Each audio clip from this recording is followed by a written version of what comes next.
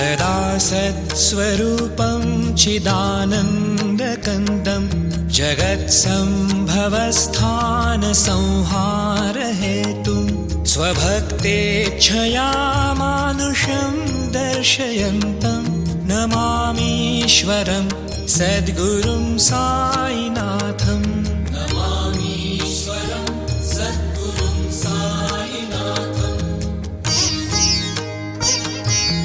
भवद्ध्वान्तविध्वंसमार्तण्डमिद्यं मनोवागतीतं मुनिर्ध्यानगम्यं जगद्व्यापकं निर्मलं निर्गुणं त्वां नमामीश्वरं सद्गुरुं साईनाथम्।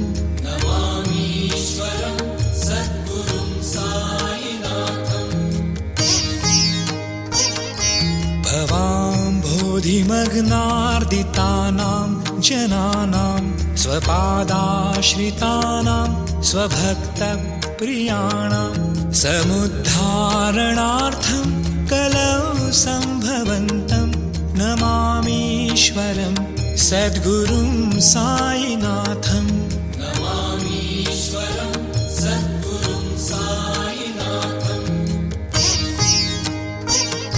सदा निम्बवृक्षस्य मूलाधिवासात् सुधास्त्राविणं तिक्तमप्यप्रियन्तं तरुं कल्पवृक्षाधिकं साधयन्तं नमामीश्वरं सद्गुरुं साईनाथम्।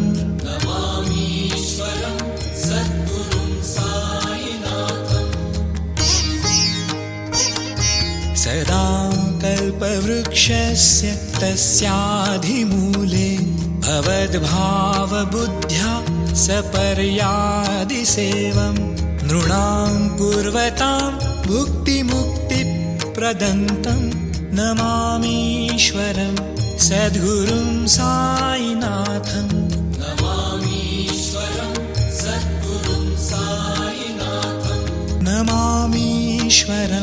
सद्गुरुं साईनाथम्।